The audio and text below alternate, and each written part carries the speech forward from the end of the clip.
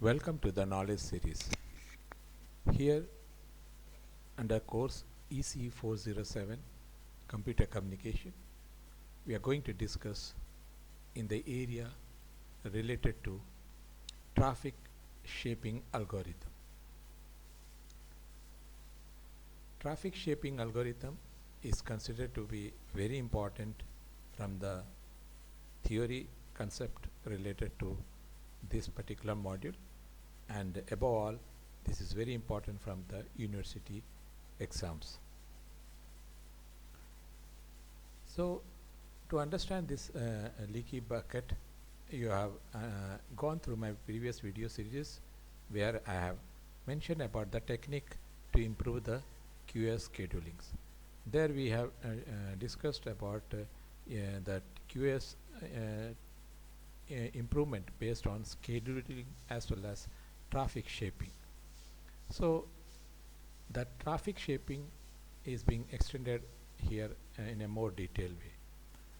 This is a leaky bucket algorithms, and the leaky bucket algorithms is a temporary method of storing a variable numbers of request, and then it organize a set of output of packets. That is what we see. Now if you try to see this example on the left side, consider a bucket. So in this bucket water flow is shown, and that is the flow of water is falling into this bucket, and this flow of water is in a variable rate. It is not in a constant rate.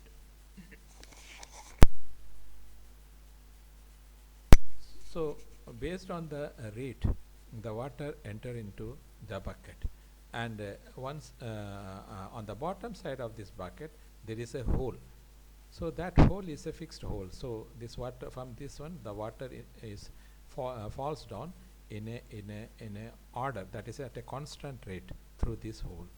So the rate of flow here in this case is 0 if there is no water is there inside.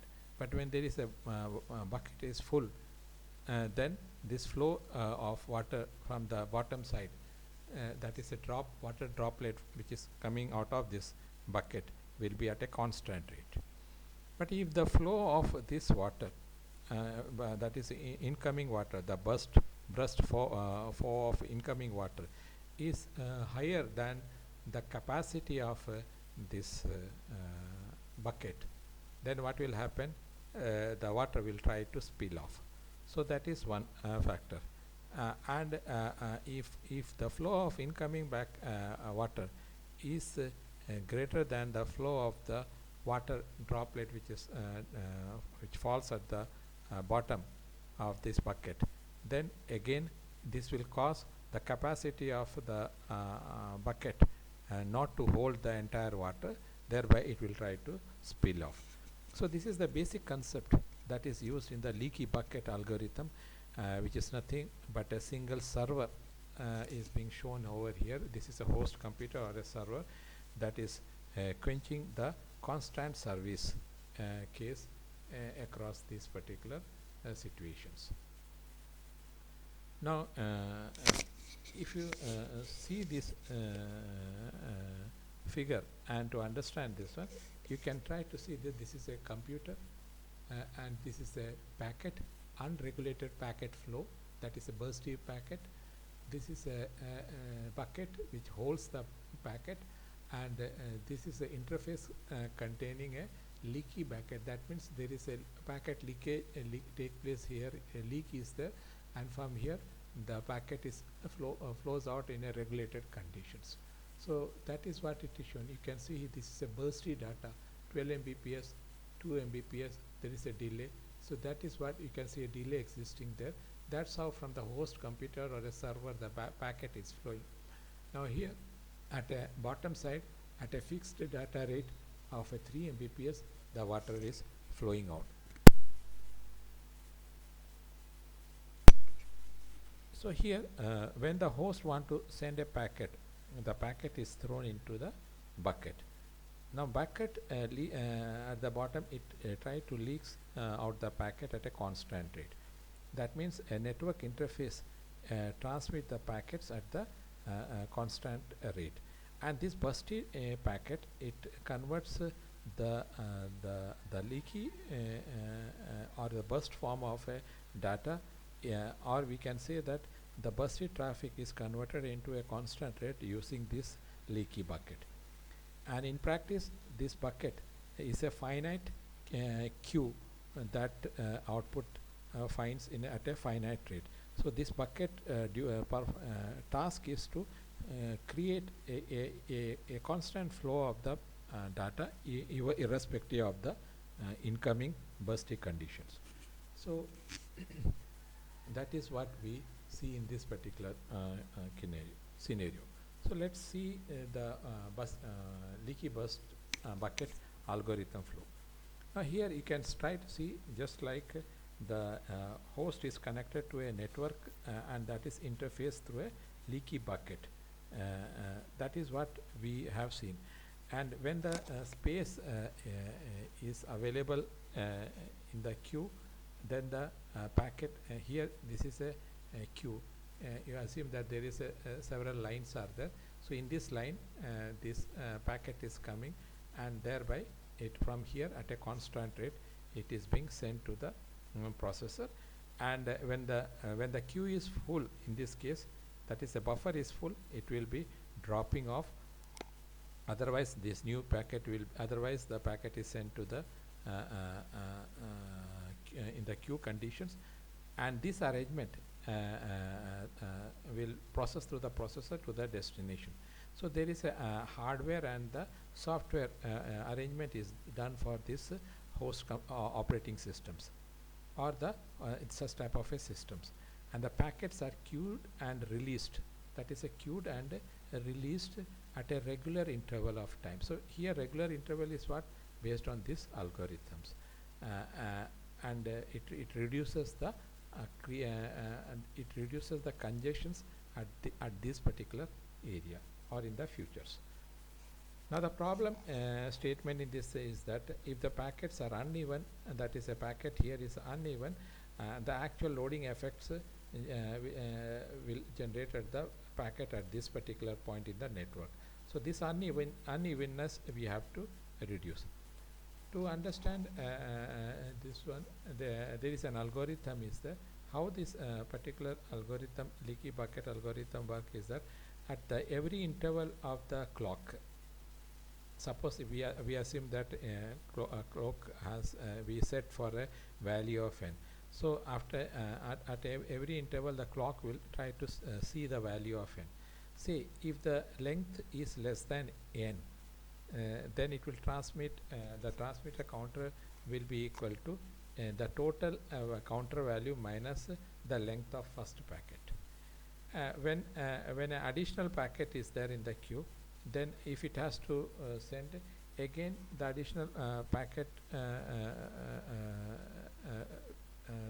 its total length, it will check is it less than n. Then after the first packet, for the first packet, if the length n is transmitted, and after that no other packet is to be no other packet will be transmitted till the next clock, then the next clock has to reinitialize back to the n. That means with respect to the n is very important components. That is how you will start with.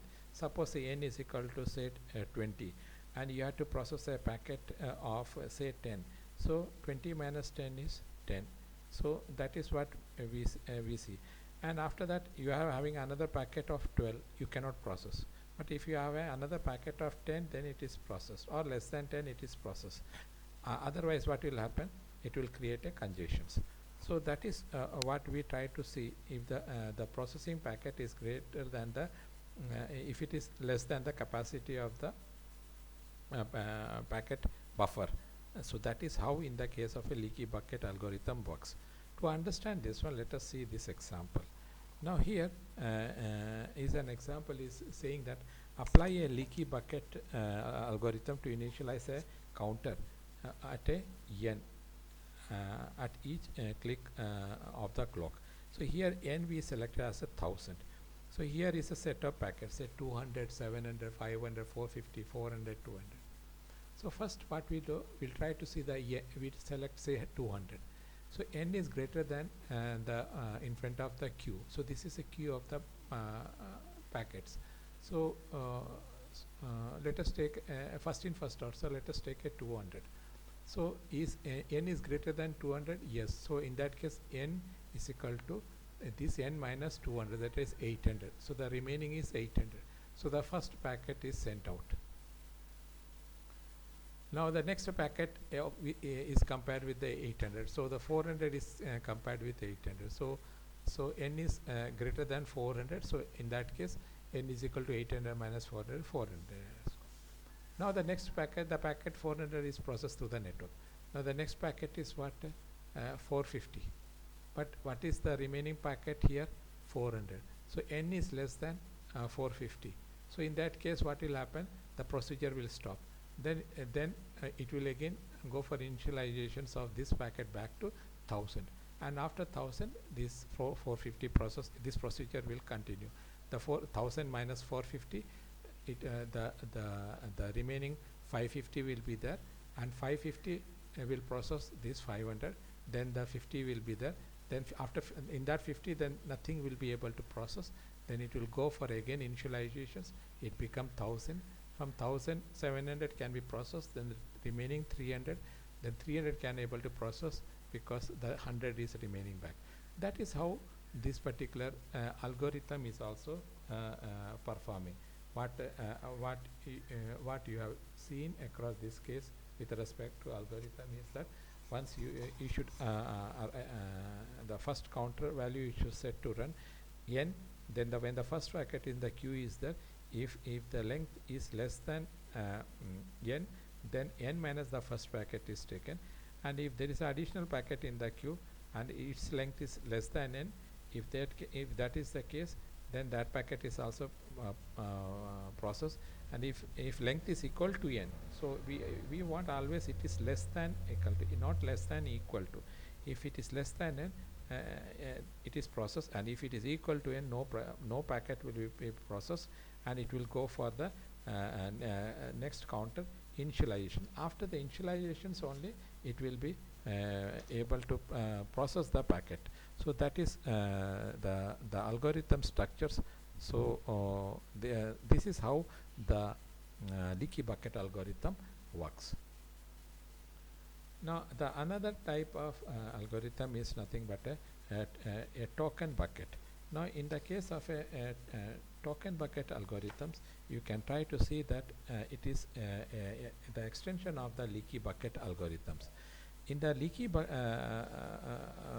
algorithms, we try to enforce the rigid pattern of the output streams, because here what we try to see is that it is exactly, if you try to see, it is the same flow is there, but here the mechanism is being done. In this one we try to introduce a token. That is why it name is a token. So for many applications it is allow that output to speed up. Instead of a constant rate, it has to improve the speed with respect to the larger burst when it arrives at the input side. So there are chances that the packet will get lost if it is processing in a slow way. So in that condition, token bucket algorithm provides a solutions. So that is what we see the advantage of the token bucket in this case. So in this one we are using algorithms that is with respect to a interval of the tokens to throw into this bucket that functions, then the capacity of this bucket, its function, and when this packet is ready, so this token is removed, that condition a packet is sent, and after that particular packet is thrown out, and when there is no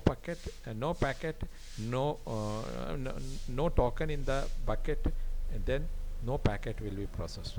I repeat, that is a interval of this packet to throw in this one, then that function, the capacity of this bucket functions. Third is that this token is taken and thrown out for the packet to process, and there is no packet in the token in the bucket, thereby no packet will be able to process. So these are the functions is being shown. Now if you try to see in this figure, is that that is what with respect to the left side, the host computer is there, and it is a network. This is a bucket.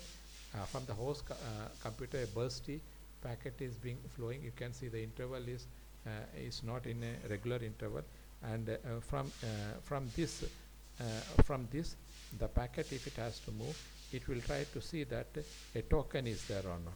It just like you just think that you are going to watch a movie, so you have to pay, you have to take a ticket. So the ticket count, this is a on the gatekeeper, that they will take a ticket and they will tear off that ticket. So once they take tear off the ticket, the person will move. So ticket holding is one type, that is a token. After the dropping of a ticket, it will indicate that that person is moving. And if there is no ticket inside this one, that means the person, those who are not having any ticket, they will not be allowed to move off. So this is how the token algorithms works as compared to this one. So here the counter we try to see, and the counter is incremented every t second, and decrement whenever the packet is sent. So that means a counter is incrementing means what? That means it is taking a number of token inside this bucket, and at what rate it has to take out, it is depending upon the packet it need to send out. So if this one increases, and it is just like input and this is output, so the amount of input flow, and if the amount of deliver, if it is equal, then the packet will go in uniform way. Suppose if this is going at a faster rate, and if this one is slowed down, then it will create a congestion. So based on the factors or the functions of incoming and the outgoing, the packet movement is being determined. Whereas in the previous case of with respect to the condition of the leaky bucket, this is not the scenario. It is going at a constant rate. So here how you can increase is that you increase the speeds in this one. So you know that how many counters are there. So based on the counter decrement, this packet will be moving out. So you try to decrement this counter at a much faster rate, so more amount of packet will be moving off with respect to the number of packet which can try to fill this space is being lesser as compared to the deliver. So that is what we try to see in this case with respect to this algorithm. So let's see this algorithm. It says that a variable counter token, that is what we consider a counter token. Counter increment by 1 at every delta t second. That is you are inputting the counter, and the counter is incrementing at every delta t second. And the counter is decremented when the packet is sent. That means if there is a relation between these two is same, if this counter increment decrement is same, then then we consider that conditions under the class of having a uniform flow rate. So the uniform flow rate we try to avoid, because that is there in the case of a leaky bucket. So rather we try to see that if this one increases and this one is decreases, if this is equal, then the flow is uniform. Otherwise we try to see that if this one is fast, the second case this is fast, then in that case that means this decrement counter is fast, then it will process fast. So that is what we say with respect to the deliver counter of or the packet movement. Now if the counter, when the counter come to 0, that means what? This counter is there, this delta is there incrementing, but increment conditions is A is if you say this is A and this is B, is A is less than B, so then this will able to reduce, it will become the counter is equal to 0. So that is what we termed as B is equal to 0. So in that case, no packet will be, no token will be there, so no packet will be processed. In case of a byte count versions, if the counter is incremented by a k bytes in every delta t second, and the counter decrement by the length of the packet sent, and then when the counter becomes 0, when no packet can be sent, if it is in case of a byte count versions. And the length of the burst in the design issues is defined as S is the burst length, that is the incoming packet, R is the arrival rate of the packet, C is the token of the bucket capacity, and M is the maximum output rate. Let us see here. One is the S is the burst, that is this is the burst length which is coming, and R is the token arrival rate which is coming at this particular point, and C is the burst rate capacity, and maximum output, because this is the output. This output is determined by based on this one. So this output is defined as M is equal to, if suppose this is S, that is the burst length, R is the rate of the arrival token, and C is the capacity of this bucket, and maximum output rate is defined as M is equal to, that is or we can say the arrival burst length S is equal to capacity C divided by this rate minus this rate. So that is what we see. S is equal to C minus C divided by M minus R. That means the total capacity divided by difference of this rate. So that is how we define this formula. So, this formula is defined by M into S. M is the output based on the incoming burst length, because this is the rate. This rate is processing for this based on what the capacity of this one plus R into this rate is equal into this S. So that is what we try to see. But in a simplified way, we can say that incoming burst length is equal to the capacity of the bucket divided by difference of the output as well as input token output rate and minus and the token arrival rate. So this is what we see in the case of a burst length. Now what are the advantages of this token burst algorithm? The token burst algorithm is when the bucket is in this case when the bucket is full in the token bucket, the token is discarded, and so this token is discarded here. So it is not, this is the second priority, but the first priority is given the token is discarded, not the packet here. While in the leaky bucket, what we were doing, this packet is discarded. So token bucket can send a large burst, and this is at a faster rate as compared to the leaky bucket. So that is what here. So leaky bucket is based on packet discard, token bucket is based on token discard, and token bucket is faster as compared to the leaky bucket. Let's see the comparisons between the leaky bucket and the token bucket. The difference is this one: when the host has to send packet is thrown in bucket. That is what we try to see. In the case of a leaky bucket, when the leaky bucket hold the token generated at a regular interval of a time. So that is what here.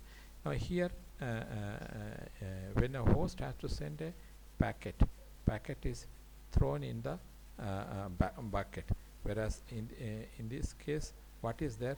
The token is thrown in the bucket. Bucket leaks at a constant rate. Here the bucket has a maximum capacities. But bursty traffic is converted into uniform traffic by a leaky bucket, whereas in this case, if there is a ready packet, token is removed from the bucket and the packet is sent. So here bursty traffic is converted into uniform, whereas here in this case bursty traffic is converted into variable capacities. In practical in practice, bucket is finite queue output at a finite rate.